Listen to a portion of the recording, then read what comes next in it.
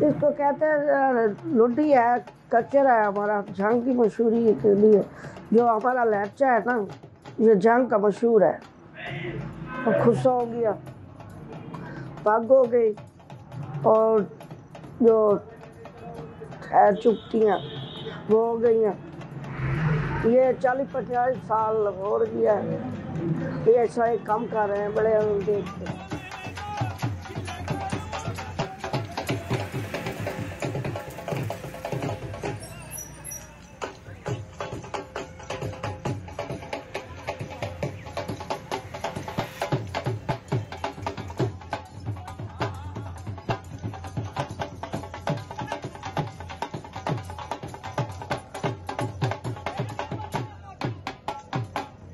ये दृश्य जो ये है भाई, हम जब गंदम की कटाई होती है और जब हम खुशियों से हमारी गंदम ज़्यादा हुई है, हम खुशी का इजहार करते हैं, ढोल मंगा कर वो दृश्य डालते हैं, उसे दृश्य कहते हैं, लुड्डी कहते हैं, खुशी का इजहार करते थे। फिर हमारे बड़े ये डालते रहे, तो हमारे बड़े जो करके चले गए हैं उन्होंने बहुत दौरे किए हैं, सकाफत इस्लामाबाद, लाहौर, शक्करपड़ियाँ, कज़ाफ़ी स्टेडियम परफॉर्मेंस हम करके गए हमारे बड़े।